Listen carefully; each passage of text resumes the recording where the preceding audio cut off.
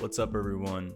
Welcome back to the channel. In this video, I'm going to be breaking down exactly how you can find your customers and land your first customer even if you have no audience, no money, and no experience. Let's jump right into it. So a lot of beginners think that it's pretty complicated to gain your first customers, from like ads to funnels to logos and websites, but the reality is it's a lot more simpler than people make it out to be.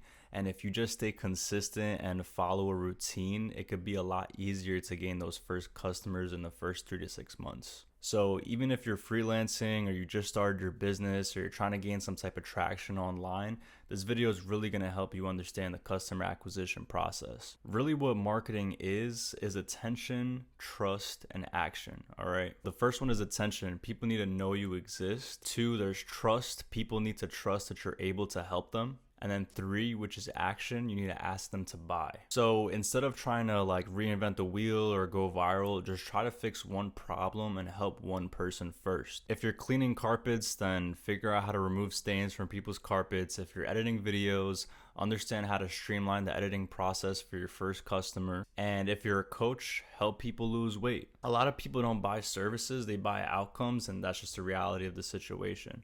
A lot of techniques that a lot of my fitness friends followed, and you could see now on social media, is people posting lots and lots and lots of content of people losing weight, gaining more body physique, or just being able to stick to a healthy diet. The easiest way to find your first customer is pick one service, one outcome. Don't go and start offering like 10 things. Don't try to package 10 things into one thing and think that people are gonna be like, oh my God, this is amazing. Like, don't try to pick 10 things as an offer at first. I think really niching down on one thing is what will help a lot. So one thing I see now is everybody's using AI and creating AI visuals. And I actually reached out to a couple influencers that started from only 1,000 followers and they got to 10,000 in just a month or two. It was insane because of the boom of demand that there is for people who don't understand how to create the outcome, and B, they just don't have the time to do it. Another booming thing is like videographers and photographers. I did videography for a very long time and it was great. It was good income on the side. I traveled, I met people, I engaged. It was awesome. A lot of people paid me, $700, $500. I've had people pay me $250. And this is something you can make a stable income. Like, not a lot of people will pay you at first, but again, you have to build that trust. You got to post content. People need to be able to trust you in order to pay you for the outcome. In my experience of doing videography, I picked 3 people that I felt like had a good following. I went out there, shot their videos, did a couple clips with them. They saw the free work that I was doing for myself and my own artistry, and they were able to build that trust and see the satisfaction that came out of the outcome. Naturally, that put me in different studios. It put me in different rooms with different creators and other people who just didn't have the skills that I had. If you look at one of my last videos in jobs, upskilling is a huge part of being able to increase your income and start your business. All right, so we're going to move on to finding people who need that service. And I kind of touched up on that a little bit already, but you're going to see that there are people in different spaces that need services and either don't have enough money to pay your competition, or B, they are just limited in the people around them. And a lot of people overcomplicate this step in finding people who actually need the services. So I've had people tell me like, hey, I'm an introverted person and I don't really know where to go to find people who need services, whether it be fitness, videography, AI, or in general, just like pressure washing, detailing, whatever it is. So I remember I had a friend that was doing pressure washing in Long Island, and he was kind of slacking on the ads. He wasn't really recording a lot of what he was doing. Although he was doing a really good job, he was slacking on the social media aspect of it. When he had, 2-3 jobs a week, he could have had 10, but he never took that initial step to move forward. And I had another friend who was doing the same exact thing, but he was recording the process with his meta glasses.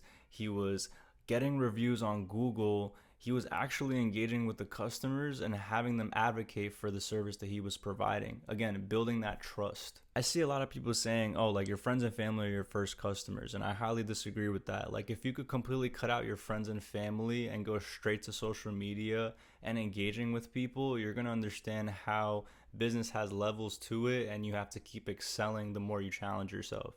What you really want to do is you want to point out a problem, but just say, hey, I noticed this. Are you doing anything about it? I think if you strike a conversation with people and say, hey, I see some people doing X, Y, and Z, and this is what I've been doing, I think people will gain that trust also. Even if they don't need the service right now, they will have an eye on you and kind of nitpick and see if they could use you in the future. Another thing that I saw that helped a lot in finding your first customers was being able to compliment. I don't know why, but like complimenting on people's work or people's pages or just taking the initiative to really have a genuine outreach with them helps them trust you and build a connection with you. So this is something that I've been working on is like, I love social media management, but I don't like pointing out the negatives on people's pages. So one thing I tried doing is contacting one of my buddies. He does video editing, and I said, hey, I really like the way you're editing people's videos. I like the way you're outreaching with other artists and you're connecting with them by tagging them on your page. But one thing I think you could do really well is add captions, do some more SEO on Google, have some type of professionalism when it comes to your marketing outreach. And in him doing that, you know, he didn't pay me, this is my friend, but he took initiative and actually gained more clients from doing so. You got to think about this on a volume basis. Like if you contact 300 people in a month and nobody gets back to you, that's a low number. Like you got to hit up like 1,000 people and try different outreaches. You know, don't do the same thing and keep it minimal. You want to have as much volume as possible and understand how to streamline that. Set some key performance indicators. See what works, see what doesn't. We're going to get to the main thing that I love personally, and that's content. I think a lot of people slack on this part. They don't want to pick up the camera, they don't want to get on the mic, and they don't want to speak to people one-on-one.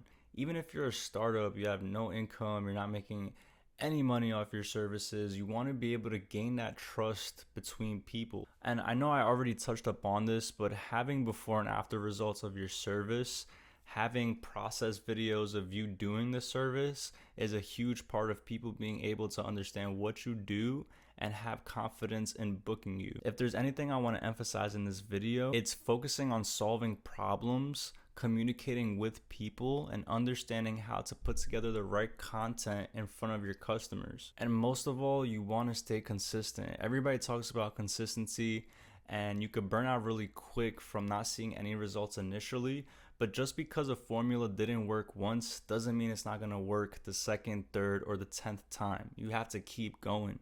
The reason I say you got to keep going is because when that first client pays you, gives you a testimonial, or refers you to other people, you're going to see a snowball effect over time. The more people give you testimonials, give you referrals, try your service, pay you, the more they're going to talk and the more they're going to book you and refer you to other people. If this video helped you at all, leave a like, leave a comment, and subscribe. Comment down below what business or service you're trying to start. I would love to hear what you guys are doing, and I want to hear some ideas if you guys haven't started a business yet and are thinking of doing so.